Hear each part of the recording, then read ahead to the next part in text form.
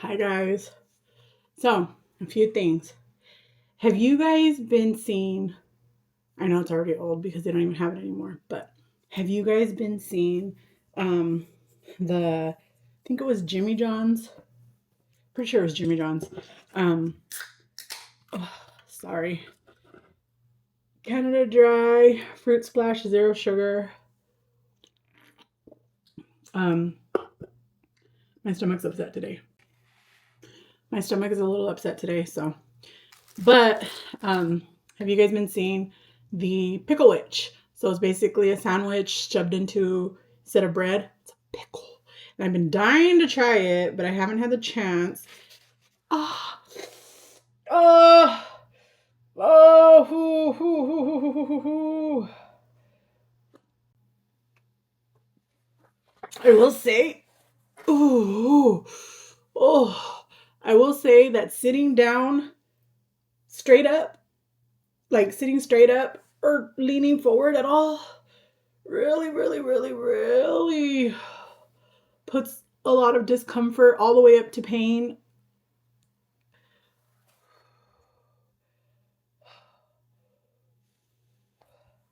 Oh, dear God. Oh, Lord Jesus. Whew. Puts a lot of discomfort all the way up to pain. Um, you guys, this whole entire video is going to be very TMI. So if you are squeamish, if you don't want to hear about these things, please feel free to leave. I completely understand. However, I do feel it necessary to share because there's so little bit of videos out there that share this experience, especially from an obese person's perspective. And I am what is called a super morbidly obese person. Oh, and oh, okay. I thought all the pain that I was going to feel was going to be inside of my abdomen, where the incisions are, in my belly, in my like inside of my body, in those areas. Most of the pain that I feel is actually in my vagina area. When I sit up straight, or when I sit even just a little bit forward for just a little while, like you saw how short of a time, like I have been sitting on my couches, which are like recliner couches. So I've been sitting with my feet up and pushed back a bit because if I sit straight up, even for just like a literal minute, I get that sharp stabbing pain in my vagina. It feels like I have a dead branch that fell off a tree because it's dead. You know, the kind with the little pokies everywhere with the bark is peeling because it's dead. And it has little like arms that were turning into their own branches or what have you. I feel like that dead, dry branch was shoved inside of me with no thought about how it was going to feel for me. And the pressure, the worst amount of pressure is like up behind my belly button. But I feel it radiates from the very beginning of my vaginal canal all the way up to there. So,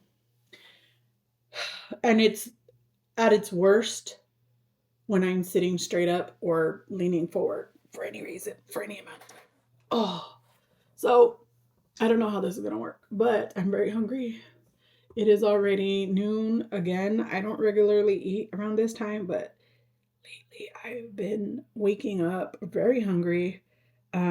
This morning I didn't eat breakfast. Instead, I had a protein shake because my stomach is upset. Um, but I also am not able to lift things that weigh more than about 5 pounds, they said. Between 5 and 10 pounds, I should be carrying nothing heavier than that. If you've ever carried a cast iron pan, you know how heavy those bad boys are. And almost all of my pans are cast iron. And so I really can't cook unless the pan's already on the stove, but I can't wash it. And I don't know that I trust David to wash it right. After I cook, I don't know that I trust him to wash it properly and then dry it properly and then season it and all of that.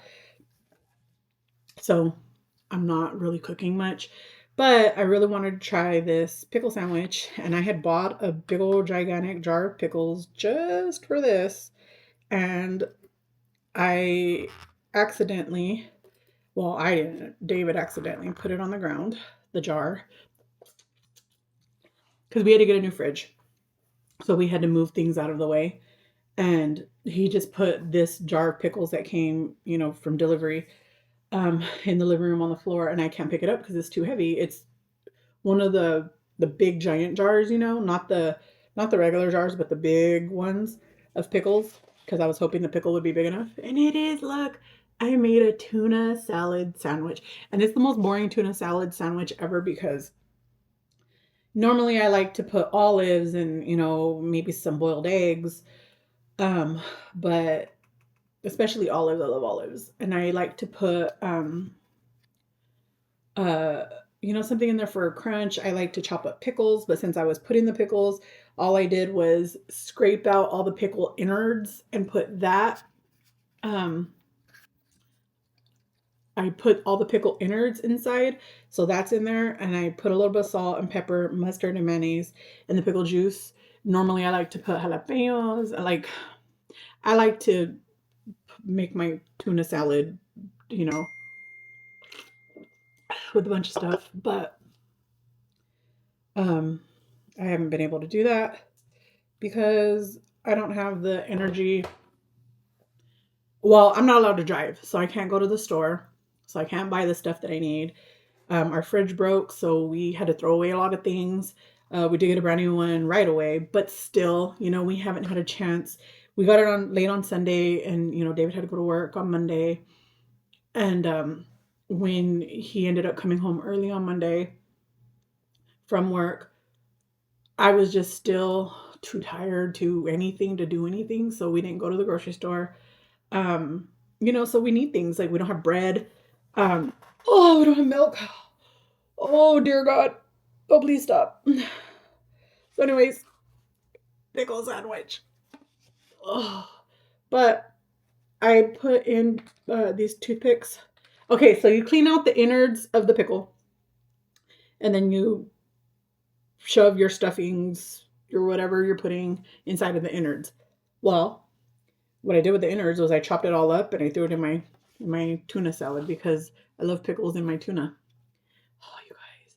I think this is going to be really messy, and I think this was, look at it's already dripping everywhere.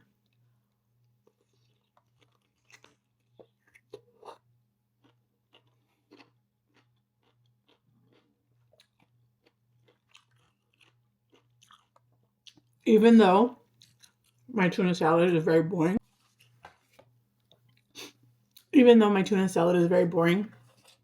it was really good. Boring, but good. Mm. Mm-mm-mm. I wouldn't even have bread. So every time I order saltine crackers, they always come all broken like this. So broken there. I don't know if it's just like the delivery people are like banging it around. I don't know. That is really noisy. I'm so sorry. Like I said, we don't have any bread. So we ran out. I made some French toast the other day, and I used the rest of the little bit of bread we had to do that. And so I was going to use crackers with my tuna. Like, there's the rest of my salad, but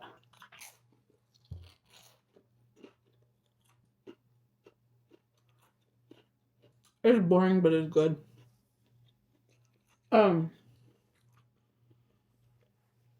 Okay. So, for those of you that don't know, I had a full hysterectomy. A total hysterectomy? A total hysterectomy on December the 4th. Wednesday, December the 4th. Today is Thursday, December the 12th. Yeah. So it's been a week and a day. It's been a week and like half a day. They had to, oh yeah. Okay, so let me tell you what they did. They removed my uterus, my cervix, both of my fallopian tubes. The plan was we were going to keep both of my ovaries because there is no family history of ovarian cancer on either side of my family, which was not easy for me to find information about my dad's family. For those of you that don't know, my dad has been absent in my life since I was 7 when he went to prison. That's a story for another day. But when he went to prison, his family just cut us off. They stopped talking to us, except for one of his sisters. My dad is one of 9, I think. And I'm pretty sure it's 9. And one of his siblings always stayed in contact with us. Always. She's always been a part of our lives. Her daughter was my best friend growing up. Even to this day, she's been in our lives. You know, I have a little brother who is not my father's. We have a different dad. But my aunt, my dad's sister, who is my aunt, when my mom was pregnant with the baby, she even asked my mom, you know, can I be his aunt too?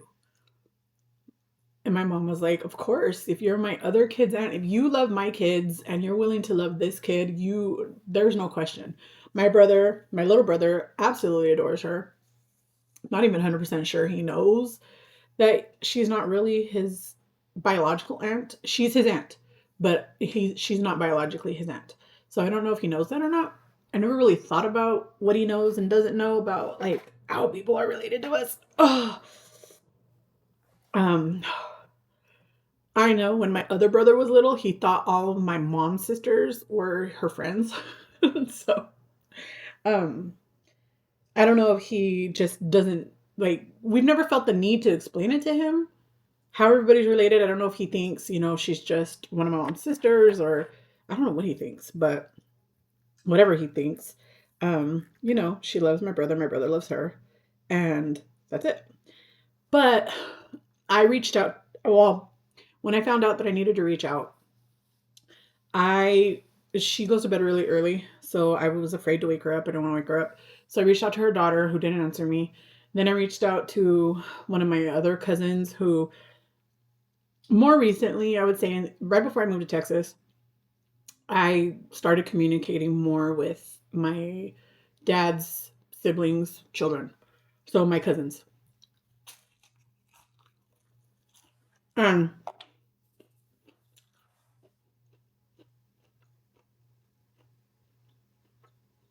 I do have my dad's phone number. I did reach out to him. I didn't know if he would know. I didn't know if my cousin would know. I didn't know if anybody would know. So I reached out to them and I told them, hey, this is what's going on. With as little bit of detail as I could, because really none of anybody's business what's happening to me like that. But I gave as little bit of detail as I could, still trying to communicate why I needed the information.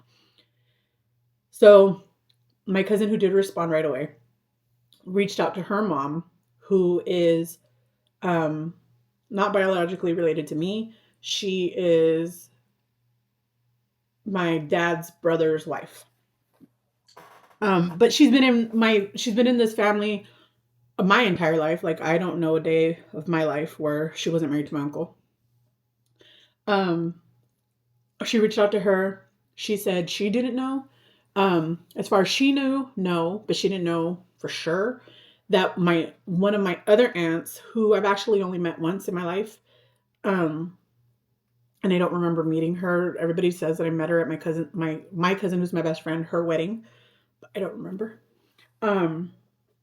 They told me to ask her.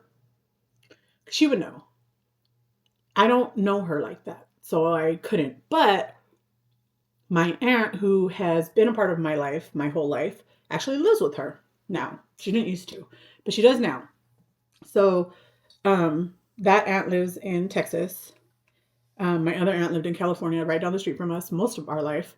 But once their dad died and their mother needed help having somebody take care of them, and, you know, the Rona happened and all of this stuff, my aunt ended up moving in with her sister to help take care of her mom and all of that. So she actually lives here in Texas, hours away, but still in Texas. So I had to wait until the morning. And then I texted her first thing in the morning when I woke up, told her what was going on. I told her what they said. My dad also reached out to me and said he didn't know, but he would ask. And so in the morning when I reached out to my aunt, she asked her sister because she said she didn't know.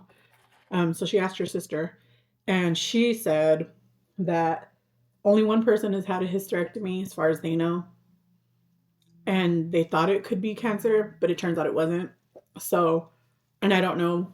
They didn't explain like what kind of cancer they thought it might be.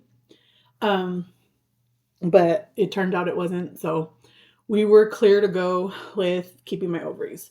However, when the doctor went in to do my surgery, I haven't spoken with the surgeon myself. I just read the pathology report, which, by the way, I don't think patients should have access to that kind of pathology report because it is scary to read and you don't know what's going on. So I had access to the pathology report, which is how I found out that I lost my ovary. Wasn't 100% sure, like, I wasn't 100% sure what exactly was going on because I do remember coming out of anesthesia. I was still loopy. I didn't know what was happening. I couldn't even talk yet. I was just like moaning, and I thought I was talking, but I know that I wasn't, if that makes sense. I was like, you know? And they told me the surgery went well. There was a big cyst on my left ovary, so they had to remove it. Now, I heard they removed my ovary. So I said, okay. And then when I came to and I forgot that they even said it, and I went to the bathroom because they wouldn't release me until I urinated. So I went to the bathroom, I urinated, I was getting cleared to go home. And then I had a different nurse. And that nurse was going over discharge stuff. And I asked her, wait a minute, because it suddenly dawned on me. I said, wait a minute. Earlier, somebody told me, I said, I don't know if I remember hearing this or not. Like, did this really happen? Did they actually remove both my ovaries or an ovary? Or did they leave them both? I don't have any idea. And she said, no, what happened was they found a big cyst on your left ovary. They removed the cyst, but they left the ovary. And I said, okay. I thought, okay, that's it. But then when I got the pathology report, after my doctor's office had already closed on Friday, so I didn't have anybody to ask, it said, and I never thought to call my doctor's office and ask. But anyways, so after that, it said in the specimens, it said the uterus was sent in 2 pieces, the cervix, both fallopian tubes, and one of the fallopian tubes was connected to the left ovary. And then a cyst. So I was like, okay, well, that sounds like I don't have a left ovary. So I left a message with my surgeon's nurse. And they got back to me on Monday and they told me, yes, they did have to remove the left ovary, but my right ovary would be able to eventually catch up and make enough estrogen for my body so that I wouldn't go into menopause right away. However, we have no idea whether or not my ovary works properly. Obviously, it doesn't work that well, or I wouldn't have PCOS. I have 2 forms of PCOS. I have insulin-resistant PCOS and inflammatory PCOS. When I had both of my ovaries, I wasn't making enough estrogen. I was creating more testosterone and androgens than I was supposed to. So how do I know that one ovary works? Well, let me tell you. Saturday night. Sunday night? Saturday or Sunday night, one of those 2 nights. I thought I had a fever. I was so hot. My face was so red. And you guys know I have rosacea, so my face gets red. But it's almost always just this side. But it's been both sides. I was so hot. I felt like I was sweating. I was like, oh my God. And what a fever feels like, right? I felt like I had a fever. And I was like, I don't have a thermometer. What are we going to do? So I ordered a thermometer because David was at work. I can't drive. So I ordered a thermometer from Walmart to be delivered. It was supposed to be delivered later that day. It got delayed. It didn't come till the next day. And I'm like, I'm so uncomfortable. I don't feel good. My body hurts. My body aches. I'm so hot. I feel like I'm sweating. My abdomen was really hot. But just my body, except for my hands and my feet, were incredibly hot. Like I felt like I had a fever. I felt like I was sweating. I felt like misery. I felt miserable, wrapped into a ball. So I was like, okay, I'm going to take a pain med because it also has acetaminophen, which is a fever reducer. I know I'm not supposed to reduce a fever if I have a fever that is being caused by an infection, because then I won't know that I have an infection. But I'm miserable. I know that this is what's happening. I will check once the thermometer comes, and I won't take any more meds, and I'll go to sleep. Hopefully. And so I tried that. When I woke up in the morning, I woke up in a puddle of sweat. It was disgusting. I can't shower by myself. Yes, I can physically shower myself, but I need somebody in the house because I have been having dizzy spells, and I've fallen and I've gotten sick in the shower where I thought I was going to pass out and stuff like that. So I'm not allowed to shower alone, at least until I could fully bend over on my own or the dizzy spells go away. They say the dizzy spells are normal with the iron deficiency that I have. I also, I guess the extreme temperature change in the shower also can drop your blood pressure, and I already have low blood pressure. So they don't know if it's a low blood pressure change that's causing it. They don't really know, but it's not safe for me to shower alone unless somebody's here with me in case something happens. I can get help. So David was at work, and I was miserable because I was sweaty and gross and smelly, and it was gross. And I can't bend over past a certain point without excruciating pain. So I couldn't strip my bed. My blankets are too heavy. If you know what Mexican blankets are, I have two hot Mexican blankets on my bed, on top of my comforter, on top of another blanket, on top of a sheet. Because I sleep with a sheet between me and my blankets because my blankets don't fit in my washer machine. So I always sleep with a sheet between me and them so that I can wash my sheets weekly, and I don't have to wash my blankets because they don't fit in my washing machine. So I couldn't even strip my bed. I had to suffer. And when David got home, I was like, oh good, we're gonna wash the bed. But by the time he got home, I was already asleep again. I was miserable. Miserable. So I spoke with the surgeon's nurse the very next morning because they were calling about my short-term disability paperwork, my FMLA paperwork. And I was like, that's funny because before I went into surgery, which I was so grateful for because I didn't want to go into surgery, worried about having to deal with my short-term disability company for work, because, then you have to start reaching out to people. You have to start doing all this legwork. And I didn't know that I would have it in me to do it after surgery. So I had gotten a message from them as I was, I don't remember. I don't remember if I was on my way to the hospital. I don't think so. I think we were home still. And I got the message. But I got it the same day of my surgery. Um, so I was like, oh, good. The message said that I was approved from this date to this date, whatever. So I was like, great. Now I don't have to do any legwork. I don't have to worry about it. I don't have to think about it. I don't have to nothing. So great. And they told me that they hadn't turned in their paperwork yet. And I'm like, what? But they had me give my paperwork to my OB and to the surgeon. So I didn't know if the OB paperwork was enough. I didn't know what was going on. I don't know. But I told her what was going on. I told her about the hot night sweats. And she was like, it sounds like you're having hot flashes. And I was like, having what? Because you guys told me that having one ovary was going to be enough for me to not go into menopause. I'm having what? And so, yeah. Then she told me that I needed to contact, which I kind of figured that I would need to contact my own OB because although this surgeon did my surgery, she is not my OB. She's not an OB. She is an OB, but she's a oncologist. She's an gynecological oncologist. She's a specialist that gets all of the cases that other OBs are concerned with. She does those things. But she is not my doctor. Yes, she is my surgeon. She is my that person, but she is not my permanent um gynecologist. So I had to contact my own gynecologist. I had to contact my OB. So I was like, okay, no problem.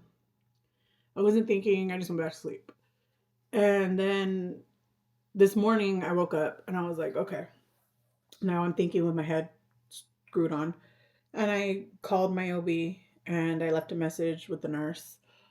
And I told her, like, what's going on. And I'm like, please put me out of my misery because this is horrible. Sorry, you guys. The pressure is just, this chair. I need to get out of this seat. Woo, goodness gracious. So yeah. So she called me back like in 10 minutes and she was like, let me just, write down everything that's going on. We talked a little bit. She wrote it all down. She instantly called me back like 2 minutes later. She was like, it just so happens that as soon as I hung up the phone with you, the doctor walked into her office and she was like, great. And she told me that she just started blurting everything out. And the doctor was like, huh? And she had to repeat everything to her. And she was like, I just didn't want to miss you because, this was going on. And she was like, okay. So my OB does not want me taking any hormone replacement therapy by mouth for at least 6 weeks. However, she is writing me a prescription for estradiol, I think it's called. It is a vaginal cream that I'm supposed to take for, I don't even remember the directions. She told me, and it'll be on the prescription. And if I still don't remember, I'll call back and ask. Something about, I think I'm supposed to take it for 2 weeks every night. And then after that, it's supposed to go to 1 time a week. I can't remember for sure. But, and then we'll go from there. And my follow-up with her is on the 8th of January. But my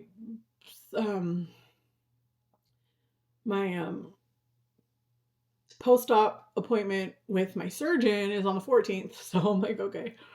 So we'll go from there. But for now, I'm going to have that because I'm miserable. I'm crying all the time. I'm mean to people for no reason, and I'm not even talking to people, so it's really only David. I feel like I'm losing my mind, and I don't like it. I don't like it. And I guess I've been feeling like I'm going into perimenopause for a while. I'm 43 years old. Everybody keeps telling me I'm too young. Everybody keeps telling me my hormones are at the levels they're supposed to be at, so it's not possible yet. But I have been having night sweats. I have been having, joint pain. I've been having brain fog. But everybody keeps saying all of these things they could also be just related to the low iron and all of this. But now they're like, okay, we don't know if your right ovary just hasn't started making the transition to make enough estrogen for your whole body yet. Maybe that's the case. We don't know.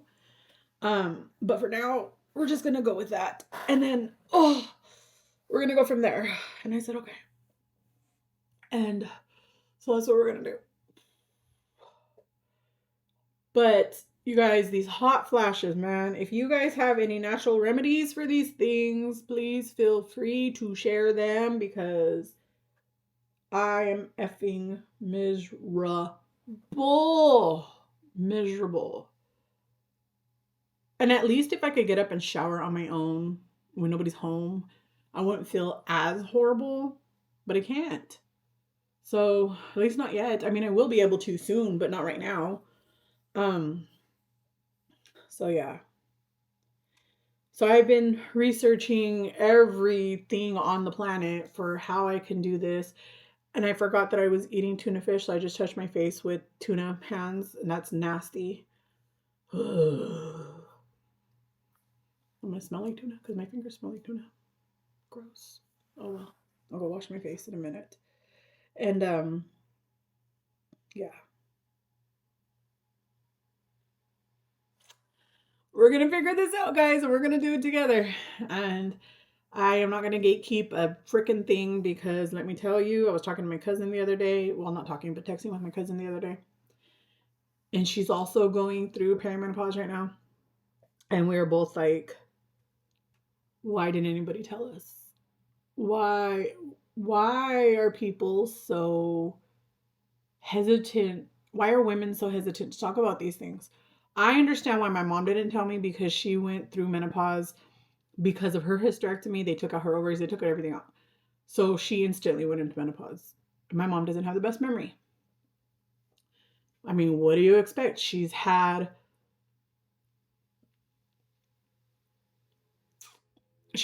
two major brain surgeries where they had to take a piece of her brain out and a piece of her skull. So she doesn't remember things all the time. And that's fine.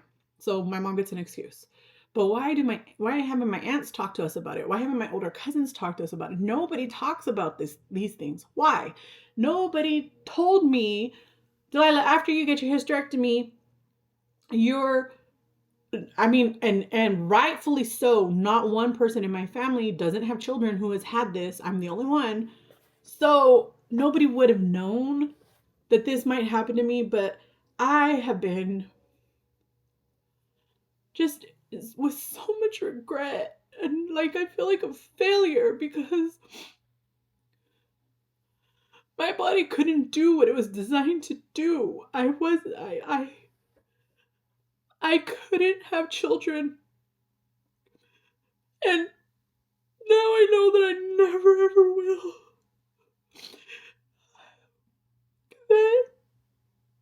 The regret, the feeling of failure, the feeling of loss and grief, and just torment that I feel for doing this is so hard.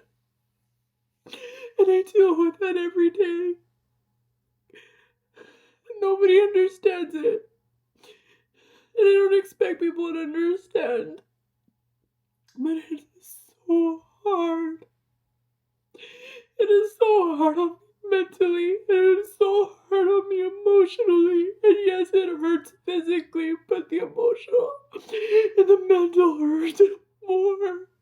It hurts so bad. And I can't do anything about it. I can't change it. I can't make it better. I can't do anything. And I'm just alone all day because David's at work. And I can't drive, and I can't let off steam by going for a walk, and I can't leave my house because if I fall down, what's gonna happen? Who's gonna help me? And I've fallen one time before, not now, but I've fallen one time before at work. It was the night, and I was walking to my truck at work, and it's at the airport, and I tripped on the concrete because it was broken, and I tripped and I fell, and my phone went flying, and I was stuck on the ground, and I couldn't even know where my phone was, and I was stuck like that for minutes, but I wasn't recovering from surgery, and I was finally able to get up after a while, and then I was able to find my phone because I had to turn my truck lights on and look and search for it, and I finally found it. But what if something like that happened to me right now and my phone was far away and I couldn't get up by myself? I can't even bend over all the way. How would I get back up? So I can't even do that, and I'm just here, and I'm just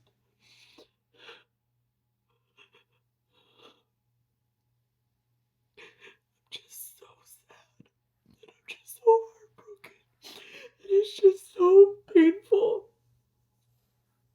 And people keep saying, I understand what you're going through. No, you don't. You have kids.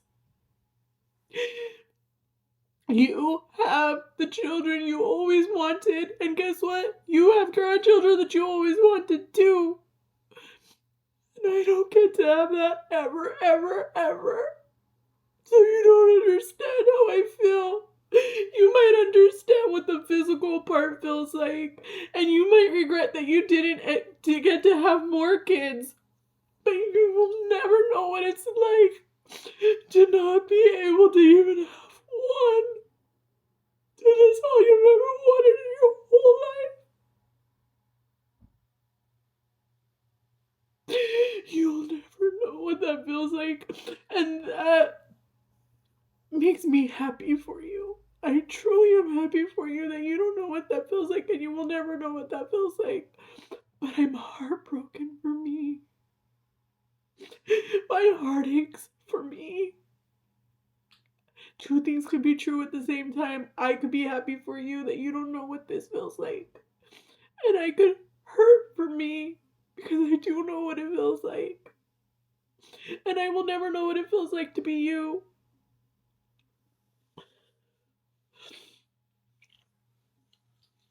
I did not know that this video was going to turn into that, and I'm so sorry, you guys, but this is just real. This is really how I feel. This is really how my recovery is going. So I'm going to leave it in. But I'm going to go because I'm really hurting right now, leaning forward, like physically hurting. So I'm going to go. But dear digital hugs, I hope you guys are having a good week. Please remember to let me know how your week is going, good, bad, ugly. I love to be there for you. I love to support you through your journey the way that you have always supported me. And I know there's a tuna fish emoji. There's a fishy in there. Leave a fishy emoji if you made it this far. And I'm so sorry that I'm such a crybaby. I'm so sorry that I'm a whiner, but this is how I feel. And this is real life. And we don't play here.